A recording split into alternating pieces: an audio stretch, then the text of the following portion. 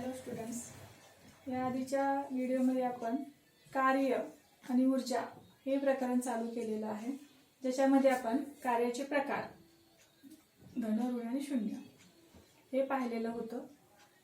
आता आज आपण कार्याचं एकक पाहणार आहोत. Today we are going to study units of work. There are two types of unit or two units, SI unit and CGS unit. First, see SI unit of work. पहिला आता कार्याचं SI युनिट बघू. आता कुठलंही unit ठरवण्यासाठी त्याच्या formula through आपल्याला जावं लागतं.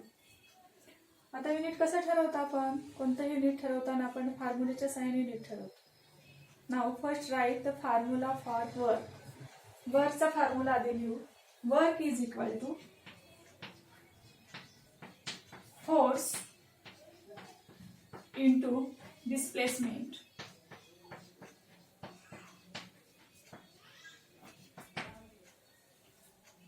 The unit of work is unit of force into unit of displacement.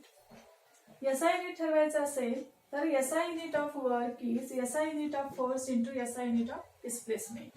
वर्कचं SI unit ठरवायचं म्हणजे फोर्सचं SI युनिट आणि डिस्प्लेसमेंटचं SI युनिट माहिती पाहिजे.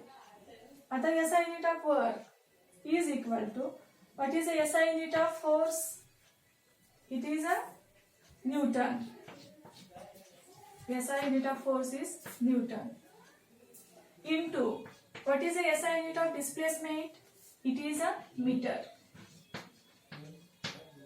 Therefore, we get the SI unit for work is Newton into meter. It is called erg. It is called joule. It is denoted by J. यालाच काय म्हणतात? Joule असं म्हणतात, जे J ने डिनोट केलं जातं. आता जूल इज इक्वल टू काय मिळतं आपल्याला याच्यावरून? Joule is equal to newton metre. Newton metre. Then what is a 1 joule? मग 1 जूल बरोबर काय मिळेल? 1 joule is equal to 1 newton into 1 metre. काय मिळते 1 जूल बरोबर? 1 newton into 1 metre. Then how can we define 1 joule? यावरून 1 जूलचे definition आपल्याला करायचे. बघा, जूल बरोबर काय मिळालं? 1 न्यूटन इंटू 1 मीटर. आता डेफिनेशन लिहिताना फॉर्म्युलाच्या साहाय्याने डेफिनेशन लिहिता येते किंवा डेफिनेशनच्या साहाय्याने फॉर्म्युला सुद्धा लिहिता येतो. How can we define 1 joule? What is a 1 joule? It is a 1 newton into 1 metre. What is a 1 metre? It is a force applied on the object which is given 1 meter. What is a 1 force is 1 newton. What is the displacement due to force? It is a 1 meter. How can we define 1 joule? It is defined as when 1 newton of force is applied on the object which displaces 1 meter in the direction of force, then the work is 1 joule. When 1 newton of force, how is the force? Force is 1 newton, displaces the object through 1 meter. How the displacement of object? It is 1 meter in the direction of force. Force direction मध्ये ज्या डायरेक्शनने force apply केले त्या direction मध्ये किती displacement झाली असेल ऑब्जेक्टची? 1 metre एवढी झाली असेल. किती फोर्समुळे? 1 न्यूटन एवढ्या फोर्समुळे. तर कार्य किती झालं म्हणतात? 1 जूल एवढं. 1 न्यूटन बलामुळे बलाच्या दिशेने जर वस्तूचे 1 मीटर एवढे विस्थापन होत असेल तर घडून आलेले कार्य 1 जूल एवढे असते. When 1 newton of force causes 1 meter displacement of the object in the direction of force, then it is called 1 joule. The work done in this case is 1 joule. आता हे झालं 1 joule, which is a SI unit of work. जसं SI unit पाहिलं तसं आपल्याला CGS unit पण पाहता येतं. What is the CGS unit of work? According to formula, work is equal to force into displacement. The CGS unit of work is CGS unit of force into CGS unit of displacement. What is the CGS unit of force? It is a dyne. Newton च्या ऐवजी आता काय आहे? Dyne into. What is the CGS unit of displacement? It is a centimeter.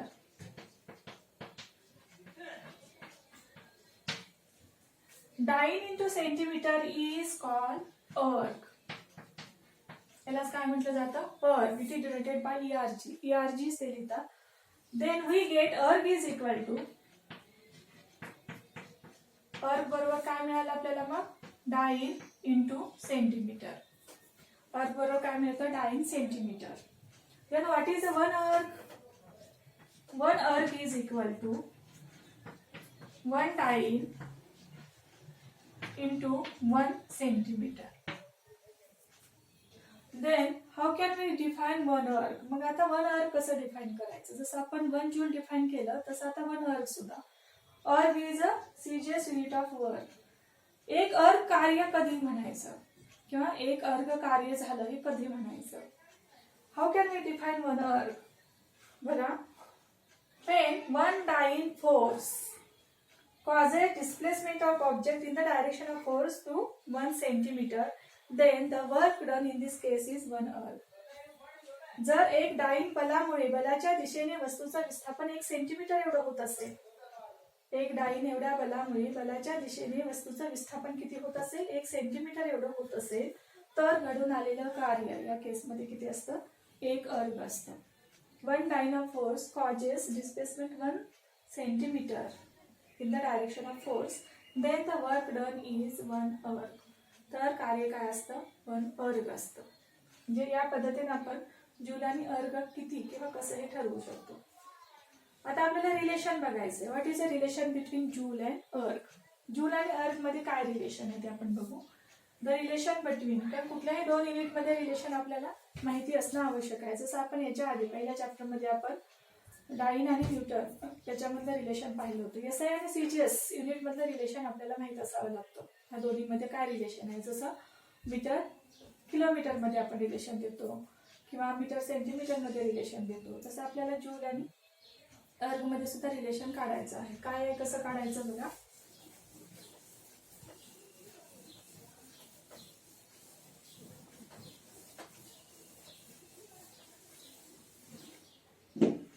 The relation between joule and erg.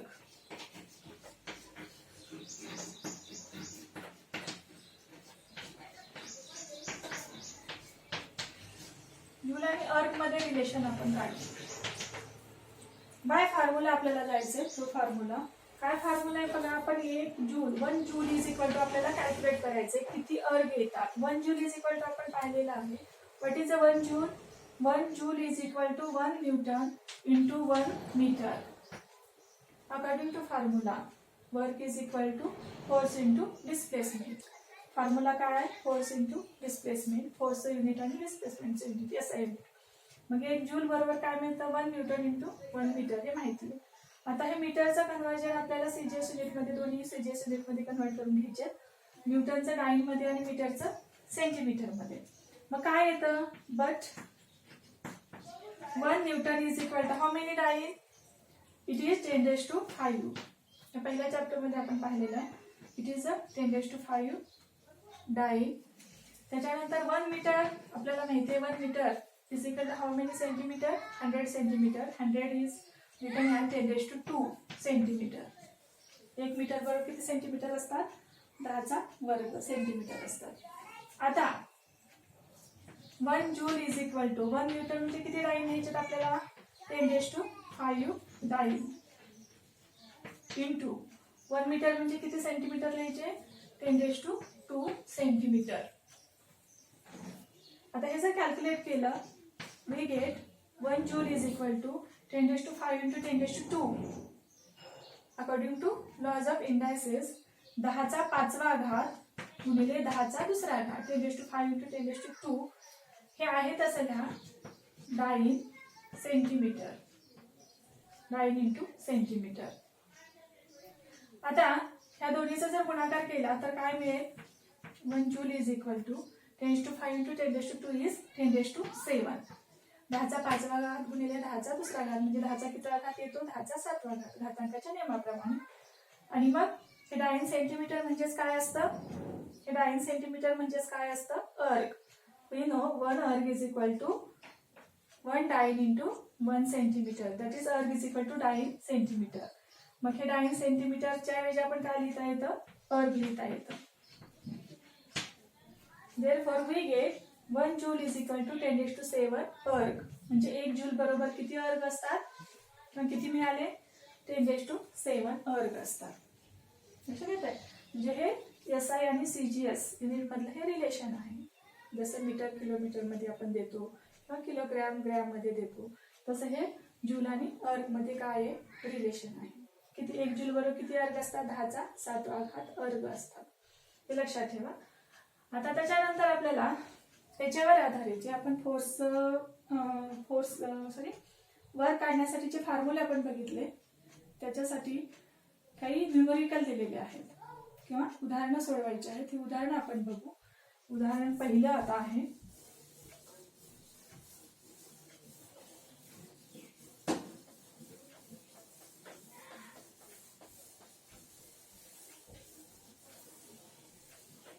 बघा. Solve example मध्ये पहिलं example,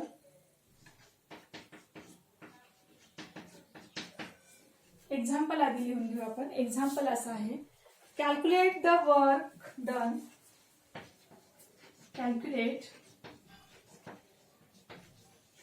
the work done to take an object of to take an object of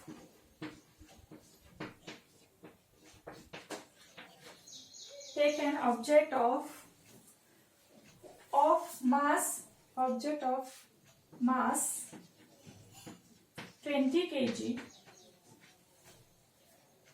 to a height of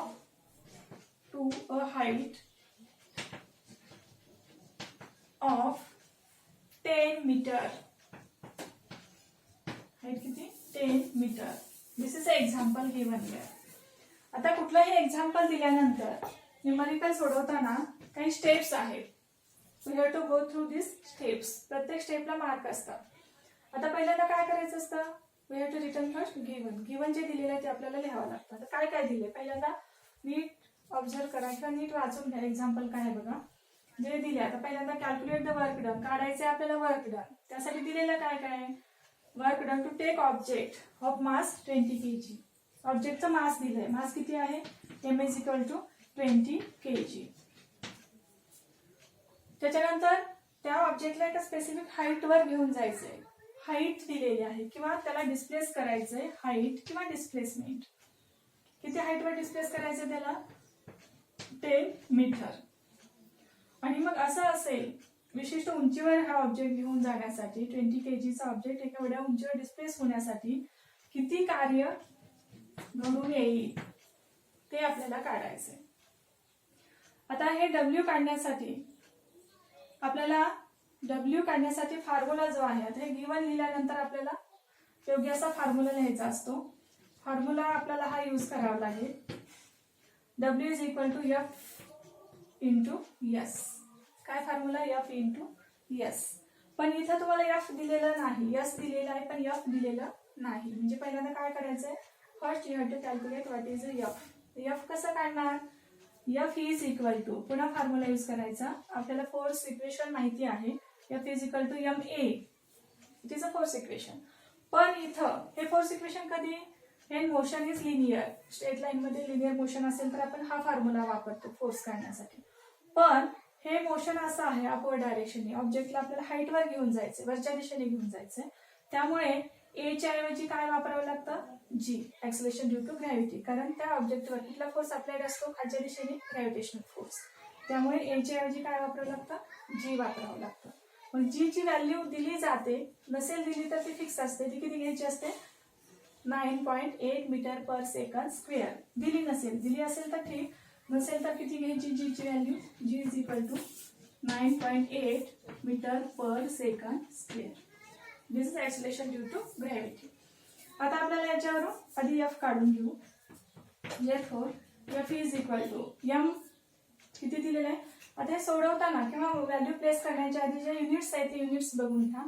जर हे SI युनिटमध्ये असेल तर ठीक आहे, पण जर CGS युनिटमध्ये असेल तर पहिले SI युनिटमध्ये कन्वर्ट करून घ्यायचं. Always example is solve in SI unit. Example SI युनिटमध्ये सॉल्व करायचं.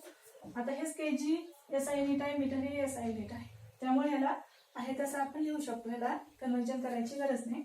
मग F बरोबर mg आहे. m किती आहे 20 इंटू g 9.8. पण हे आता मायनस घ्यायचं. का मायनस घ्यायचं.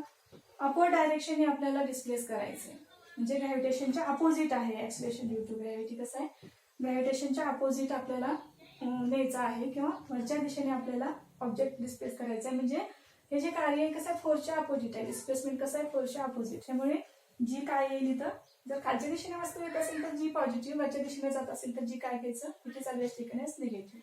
म्हणजे जी मायनस घ्या. Minus 9.8 metre per second square. Unit लिहू शकता, नाही लिहिलं तर डायरेक्ट जी आपल्याला क्वांटिटी येईल कॅल्क्युलेट करून त्याचं युनिट आपल्याला लिहावं लागतं. आता या दोन्हीचं मल्टिप्लिकेशन केलं तर F बरोबर काय मिळेल मायनस 196.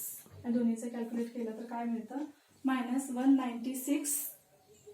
काय मिळालं याचं युनिट, फोर्सचं युनिट लिहा. It is a Newton.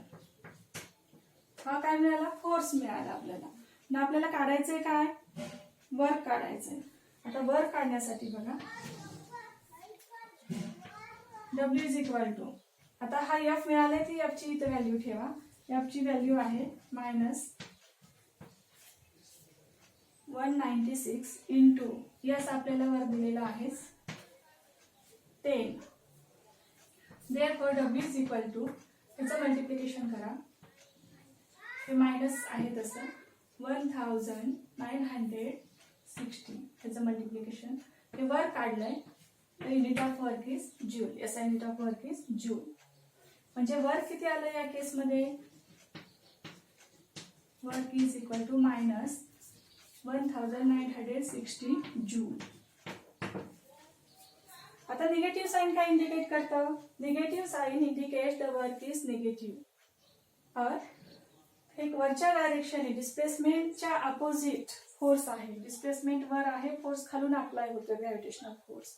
म्हणजे फोर्सच्या अपोजिट डिस्प्लेसमेंट असल्यामुळे इथं कार्य काय आहे ऋण आहे. निगेटिव्ह साइन आपल्याला हे कळतं की कार्य कसं आहे ऋण आहे. अशा पद्धतीनं हे पहिलं एक्झाम्पल आपण सोडवलं. तर त्याच्यानंतर एक दुसरं एक्झाम्पल आहे ते आपण पुढच्या व्हिडिओमध्ये पाहणार आहोत.